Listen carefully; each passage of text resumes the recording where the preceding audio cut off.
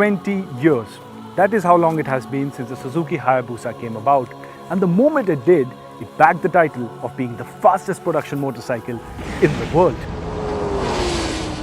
That's not it. Since it came out in 1999, it also became the fastest production motorcycle of the 20th century.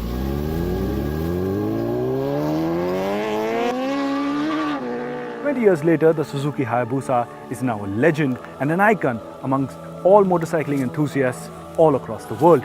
But given the current date and given the new crop of motorcycles that has emerged over the years, does it make sense to buy one in this day and age? And also, what makes this motorcycle so popular all across the world? And today, we're going to find out.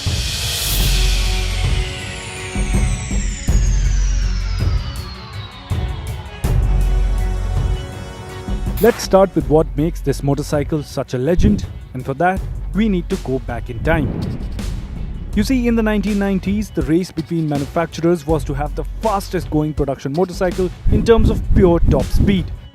The year is 1997 and Honda motorcycles have just bagged this title with their own hyperbike called as the Super Blackbird, a nod to the nickname of Lockheed SR-71, which in 1976 bagged the title of having the fastest airspeed record, achieving 3,529 km an hour, a record that stands even today. The Honda Super Blackbird then was supposed to be the almighty record holder when it came to motorcycles. But that was not to be, because come 1999, Suzuki were to come out with their biggest displacement motorcycle ever, called as the GSX 1300R, or simply Hayabusa. This name was what you would call a peregrine falcon in Japanese. The Hayabusa is the fastest member of the animal kingdom, where the bird-eating raptor achieves this feat while diving vertically on its prey, praise like the blackbird. The intent was simple: dethrone the Honda Blackbird and settle the speed wars once and for all, and that's exactly what the Hayabusa did, by going about 25 km an hour faster than the Blackbird, achieving a top speed of 312 km an hour. And no production motorcycle has broken the top speed record by such a huge margin ever. Without a doubt, the Suzuki Hayabusa blew everyone's mind and got everyone's attention. Reasons included everything from its top speed to the unconventional shape that it had. It got people talking. So much so that it started talks of regulating top speeds in motorcycles all across the world, with people fearing that the speed wars are getting out of control. This almost led to the import of hyperbikes being banned in Europe, and in response to all this, all Japanese and European motorcycle manufacturers came together and had a gentleman's agreement that no motorcycle from now on will ever exceed the speed of 186 miles per hour or 299 kilometers an hour. Something that stands even today. As a result, from the year 2000, every motorcycle ever made could not go past 299 kilometers an hour unless tampered with. Which means that even today, it can be argued that the Hayabusa is still the fastest production motorcycle ever, and quite possibly will remain so for years to come.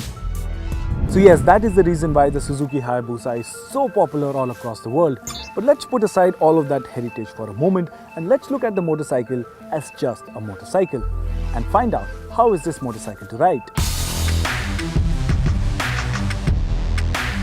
Well, the last major update that the Hayabusa received was way back in 2008, wherein the motorcycle was given minor details in terms of looks and some big technical updates.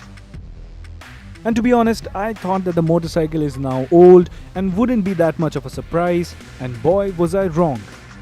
The Hayabusa still packs the punch to put almost all modern superbikes to shame if it wants to. But let's start off with the looks. Yes, it might have been unconventional when it came out, but today, this is an iconic shape. A silhouette that is instantly recognizable all over the world.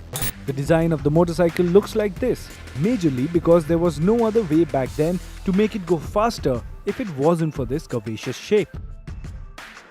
And that's because speed came first, and hence the design came from a wind tunnel.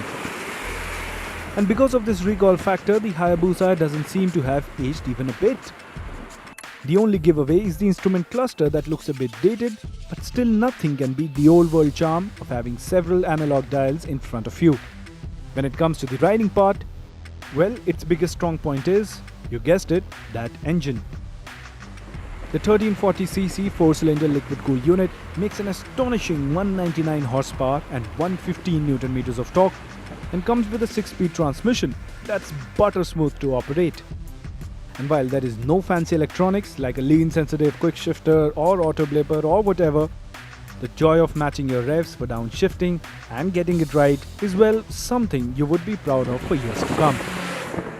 As for the electronics, there's only choice of engine mappings to choose from and, well, ABS. And that's about it. And because of that, the rider feels almost everything that the motorcycle feels, as there is no electronic safety net that filters it out, and if you know what you're doing, you'll love this motorcycle for it.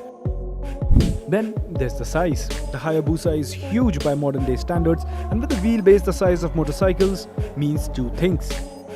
First, it feels a bit cumbersome at low speeds, there's no denying that, but then given its size, there's so much room for the rider on the motorcycle and the riding posture is luxurious by modern day standards. There's even a proper pillion seat where people can actually sit for hours. And then there's the stability. The motorcycle feels just so stable at highway speeds, and with the comfort that it offers, this is a definitive sports tourer. And let's not forget, the Hayabusa, with all its glory, heritage, performance and practicality, still costs 13.74 lakhs, making it one of the most accessible leader class motorcycles and above in India. But it has been 20 years now. The death knell for the Hayabusa has been rung and the motorcycle is about to go away.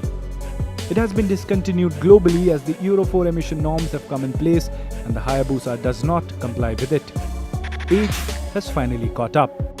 However, it is still being sold in India as it is BS4 compliant. But Suzuki will only sell it till stocks last, which it guesses to be until 2020.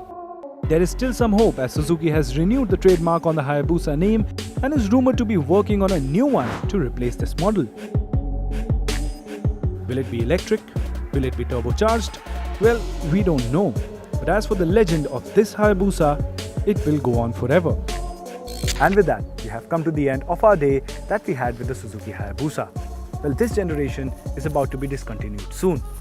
Yes, there are a few things that I wish this motorcycle had, and yes, it is a bit big for a motorcycle that is being sold in this day and age. But this motorcycle has a history unlike any other, and luckily it is still being sold in India. So if you've always wanted to own one and have the money to get your hands on one of these, well, now is the time to do so.